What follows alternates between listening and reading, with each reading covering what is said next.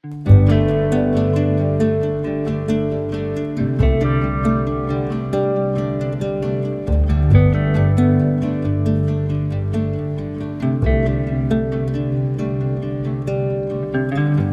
to living sustainably, you ask? How about asking our grandparents about their lifestyles? Or even our parents about their childhood? Did they use the tons of plastic we use today? Did they waste as much as we do today? Did they need as much as we need today? The answer probably to all those questions will most likely be no. And yet, we feel like we cannot relate to those lifestyles even though it was just half a century ago. So why not look back at their sustainable times and decide whether we have it in us to go back to those good old sustainable ways?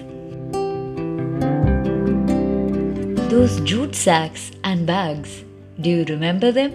They used to handle almost all grocery items, even the vegetables. They didn't have any disposable plastic bags back then, and the availability was that of jute sacks, paper, and jute ropes.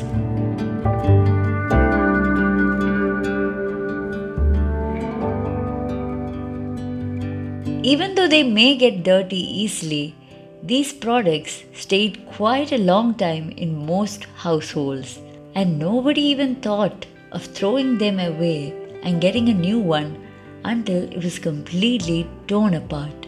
So why don't we try and incorporate that basic practice of reusing our existing products until we absolutely need a new one? How did they take baths? Showers were not even existent in India at those times, but most households or neighborhoods had wells, and for each bath they drew water from the well and mostly finished their bathing in just one full bucket of water. And yet today, a lot of us use hundreds of liters of water every day, staying under the shower, singing, dancing, listening to music or podcast, oblivious to the waste of one of the most precious resources we have. So why not try and shift to using buckets again so that we get to at least measure the water we use? But if you do love your showers, try using those buckets to collect the wastewater that you can definitely ask in your garden or even for your toilet. And also try and reduce your shower time considerably.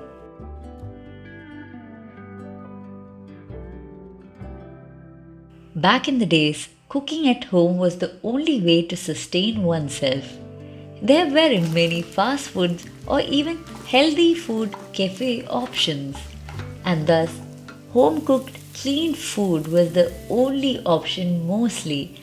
I admit that only women were present in the kitchens back then, which definitely isn't something I'm a fan of. But we need to acknowledge how they understood the importance of good homemade food.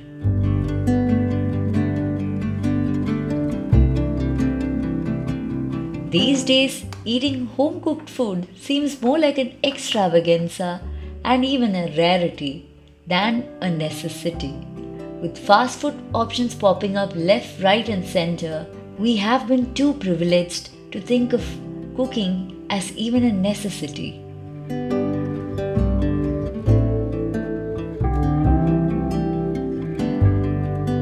Our patience to cook our own food has come down.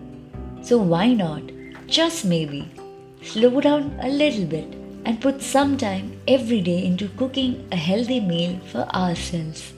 And if you are somebody who's bad at cooking, get help or even develop the curiosity to learn cooking, because it's one of the most important life skills that you definitely will need. So let's pledge towards having lesser takeouts every week at our homes.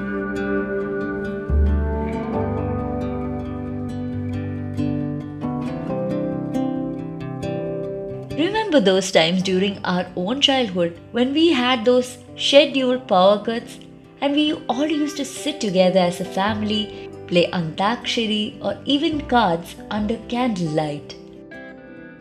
Those were the times when technology could not exist without power, when mobile phones were not prevalent.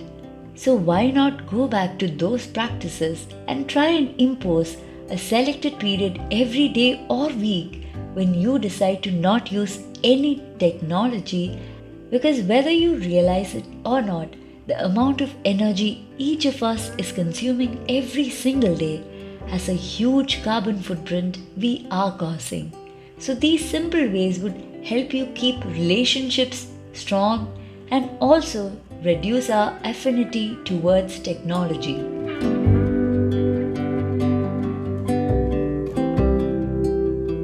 Now let's look at our clothing habits.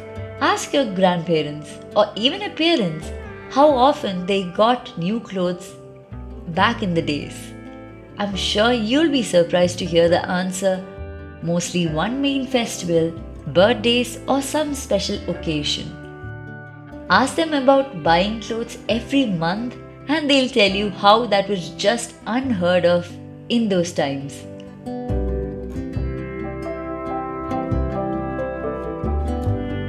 I'm sure even your own childhood experience was similar, especially if you are a millennial like me.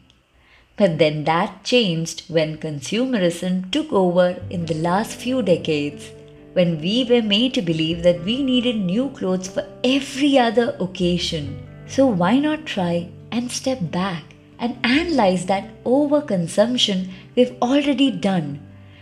Why not decide not to buy any new clothes for a few months or even years? And if you do need something, why not take it from another person's closet and give clothes another life cycle? We can slowly incorporate these habits into our lives. I know it does feel like these were present in a very distant past, but that's okay. Let's just try and start with one step at a time. If you did enjoy this video, please do support my channel by giving this video a like and also sharing it with your close ones. I really appreciate that. And thank you so much for staying throughout the video, and I hope you have a wonderful day. So I will see you again in the next video. So until then, bye bye.